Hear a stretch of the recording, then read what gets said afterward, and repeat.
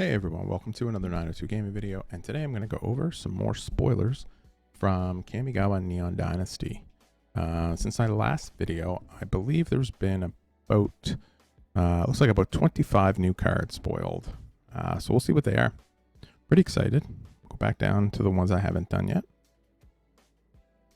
Yeah, so this is the 28th. All right, so first up we have, again, I'm not going to pay too much attention to some of this. I'm not going to really go into too much depth. Talk about the ones that I think matter the most. I haven't really seen, I saw these. I haven't seen anything else after this day. Okay, so we have Tempered in Solitude. Whenever a creature you control attacks, exile top card of your library. You may play that card this turn. That's something mono red needs for sure. Consistent card draw. I think we might be heading with back to a more aggressive format. Hopefully the removal stays on par with the creatures in the card draw that those decks tend to have. Okay, I think this is a very good card. Being able to draw a card every time you attack. Oh, creature you attacks alone. I did miss that. So only one creature. Okay, that's probably not as good then. But it is a good turn to play. So you should play one mana creature on turn 1. Turn 2, attack, you get the draw card. It's pretty good. It could also have home in other spots too. I think that's a very good card. Next up we have Bamboo Grove Archer. So Defender reach 2 mana, 3/3 as Defender. That's pretty good. It's good. I don't know. 5 mana, discard it, channel, and destroy target creature flying. Yeah, it's fine. It's not going to see play, though, I don't think. Banishing / destroy up to 1 target artifact, enchantment, or tapped creature. Then, if you control an artifact and an enchantment, create a 2/2 white samurai creature token with vigilance. What is going on with white in this set? Holy schmoly. White's already powerful enough in standard, and it's getting some bonkers cards. Yeah, I mean, it is what it is. It's a fantastic removal spell. It gets everything. An opposing attacking creature. There's also, I'm sure there's stuff that's going to be played where you can tap your opponent's creatures and kill them if they don't attack. And almost all mono white decks right now have enchantments, so it won't be too much of a stretch to see them play an artifact. So yeah, this is nuts. This card here. But we'll see how it plays out. It doesn't affect planeswalkers, but we'll see how that goes. Anyways, going to Lion's Sash. So here we have an artifact creature and equipment. So right away we have a white artifact that's likely to see play, I think. So you can pay 1 mana. So it's a 2 mana 1/1. You can exile a card from a graveyard. If it was a permanent card, but a +1/+1 counter on Lion Slash. So for 1 mana, you get to exile. So the one strategy that has been working for against mono white has been, again, I've talked about it before because it's this deck I enjoy playing. I enjoy playing Reanimator. I enjoy playing big things for super cheap. It basically gives them a 2 mana answer to that card that is also equipment that is also a creature. They really know how to put the screws in if they want a certain deck to dominate. I think this card's absolutely ridiculous. But it is what it is. It may not be as bad as I think. Mono white tends to not run a lot of lands, and they tend to tap out every turn. So they would have to have this specifically for that matchup. And as we know, threats are better than answers. So as an answer to that, I don't know if it's any good. But it is also a threat. And it's a very reasonable threat. In and of itself, because it's also a creature and it is also an equipment. Equipped creature gets +1/+1 for each +1/+1 counter on Lion Slash. So basically every turn you can just exile. This kind of reminds me of Umezawa's Jite. It's very powerful. Yeah, it's not much more to say than that. It is a creature, so it's easily killed. So you have to kill it before they can exile. It's one of those ones where I wish the exile was a sorcery and not an instant. It's like activated as a sorcery, but it's not. Naomi, Pillar of Order. So we got a gold card, black-white. Legendary creature, human advisor. Whenever it enters the battlefield or attacks, if you control an artifact and an enchantment, which again we already know that the mono white deck already does. This isn't a mono white creature, but at least it's not a cleric, which is good.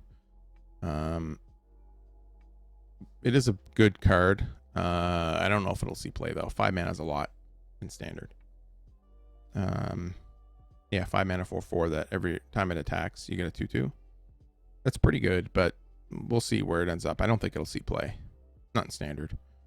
Okay, so here's a large sum of stuff that we got yesterday. So first up we have Peerless Samurai, 3 mana, 2/3 menace. Whenever it attacks, the next spell you cast this turn costs 1 less. That's not bad. Won't see play though, I don't think. Satsuki, the Living Lore. So it's 2 mana, green and white. Put a lore counter on each saga you control. Wow. Activate only as a sorcery. Okay, that's interesting. So basically you get to activate your next chapter of your thing on the same turn. So you get 2 activations the same turn. That's pretty good. When Satsuki, the Living Dead, dies, choose 1. Return target saga or enchantment creature. Target saga or enchantment creature you control to its owner's hand, or return target saga card from your graveyard to your hand.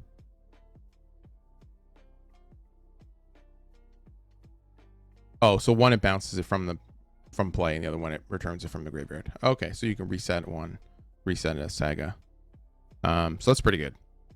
That's if green white enchantments is going to be a thing, this card will likely see play in there, depending on the sagas as well. There's a few that are pretty good right now, but we'll see.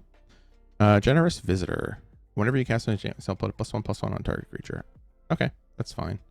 Go Shintai of Ancient Wars. 3 mana, legendary enchantment creature, Shrine.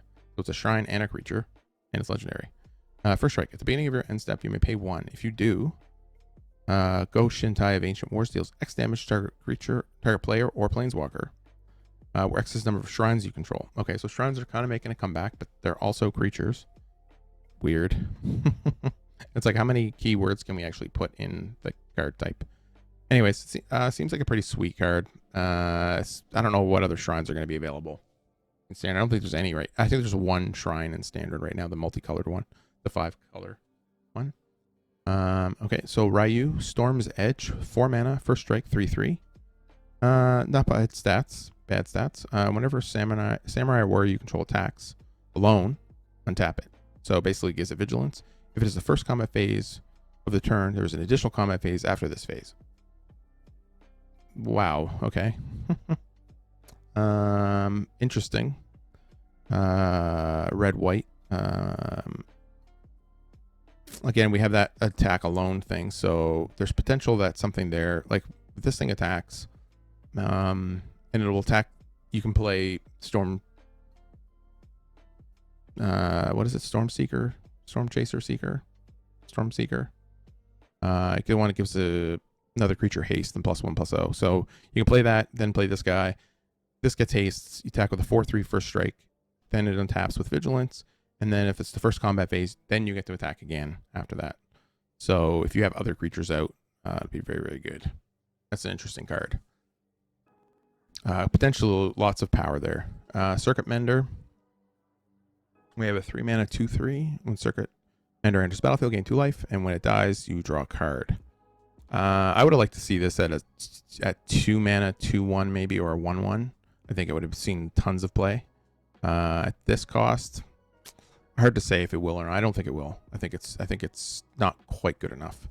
It is, both abilities are sweet, but I don't see it seeing any play at all. Hako Yamazaki, the General, 4 mana 3/3.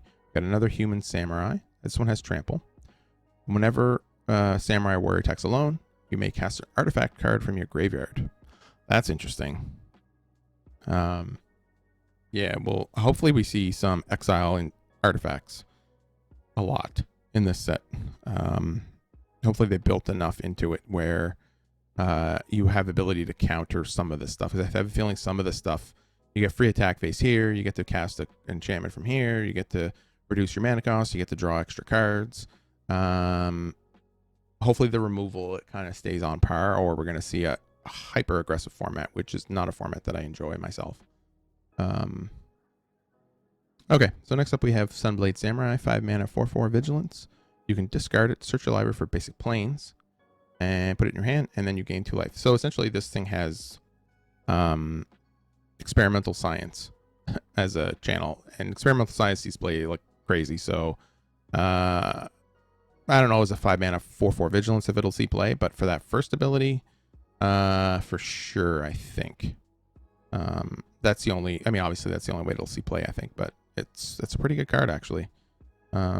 Pretty, as an enchantment creature, it's high value for just 1 card, so I like that quite a bit.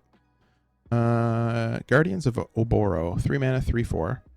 So modified creatures you control have attack as though they didn't have, can attack as though they didn't have defender. So get a +1/+1 counter on this or something, and you can attack 3 mana, 3/4. So it's a pretty good defender too, actually. If you're able to modify it, it's also good. I like that frame too. That frame's pretty sweet. Okay, next up we have Historian's Wisdom. 3 mana, enchant artifact or creature. When it enters the battlefield, if enchanted permanent is a creature with the greatest power among creatures on the battlefield, draw a card. So you get to draw a card. If it's the highest power, and it's a creature, even though it says enchant artifact. Okay, as long as enchanted permanent is a creature, it gets +2 and +1, or +2, +1. So in other words, when a vehicle turns into a creature, it'll get +2, +1. But it will you only draw a card if it's a creature already. So you can crew a vehicle, turn it into a creature, then draw the card. But then, yeah, you'll have it, because it's an enchantment. Yeah, if you do it before, you'd have to do it before combat, which opens it up to removal before attacking. So, interesting card. I don't think it'll see play, but we'll see how it goes. So we have a 3 mana white-blue vehicle. Whenever one or more vehicles you control attack, create a 1/1 pilot creature token with this creature crews vehicles as though its power were 2 greater. Again, we have that weird wording. I find it strange. So essentially that pilot can crew anything that's, it seems like 3. So a crew of 3 or less. This creature crews vehicles as though its power were 2 greater. Okay, so it would be, I'm assuming it would be 3.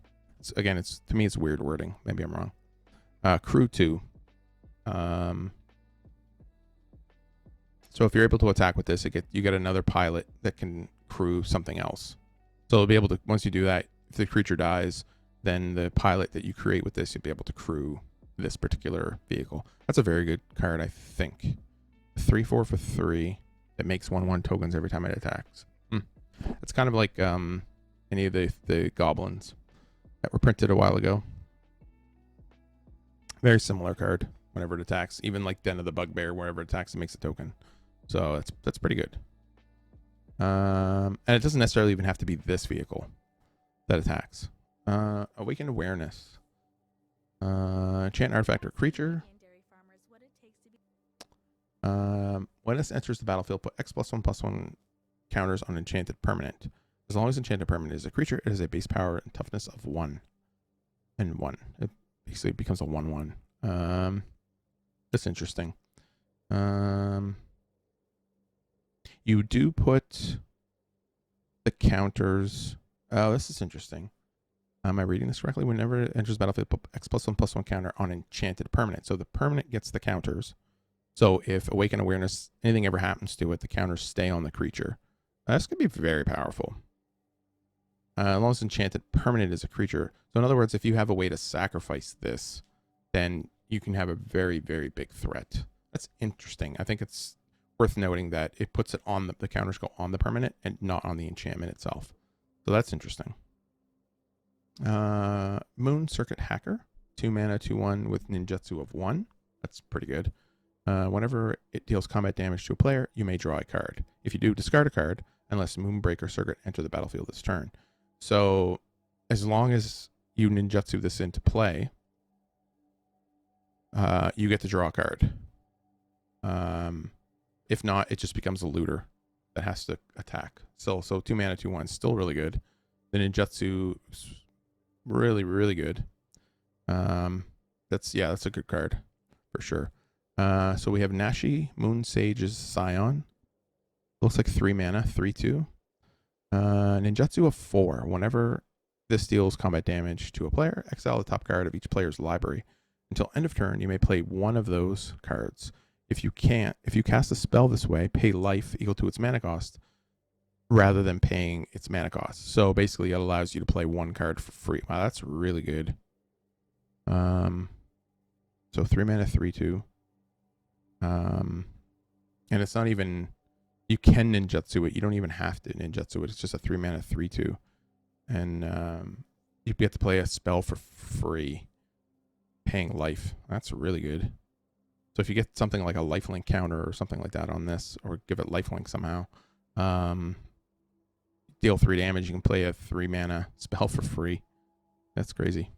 That's really, really good, I think. Likely won't be the best thing in the world, but just in and of itself, I think it's a very cool card. Very powerful too, I think. Armed Guard Familiar, we have a 2 mana, 2/1. Now we have a creature with ward, which is something that I said before that I wish blue wasn't getting this. I think ward is really obnoxious in blue.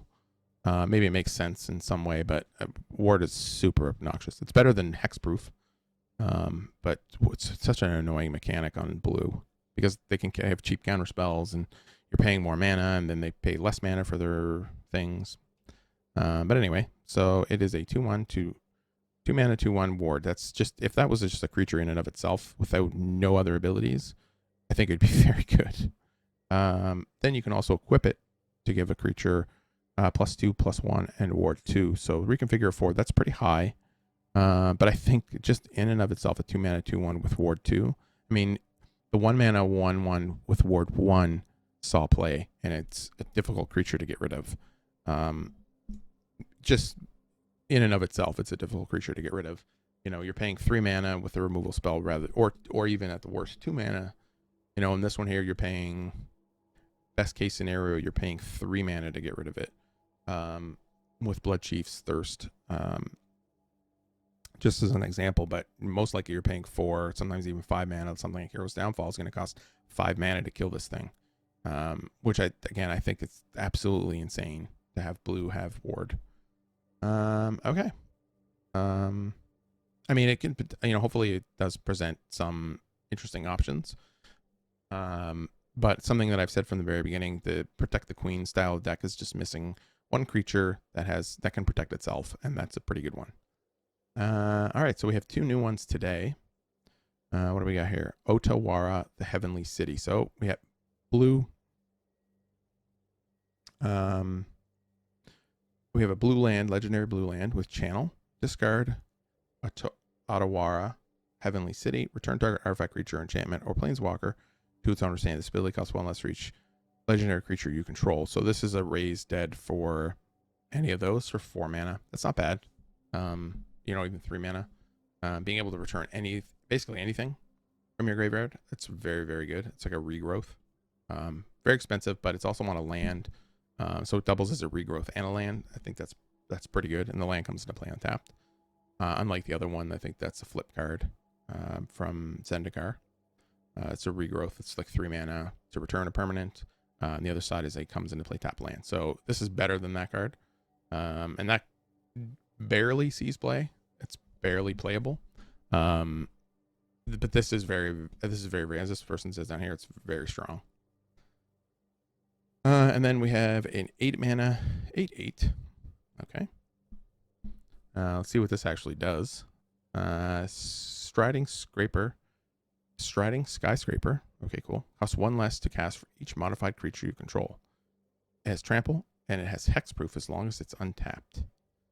Okay. So it's 8 mana. That seems very good, I think.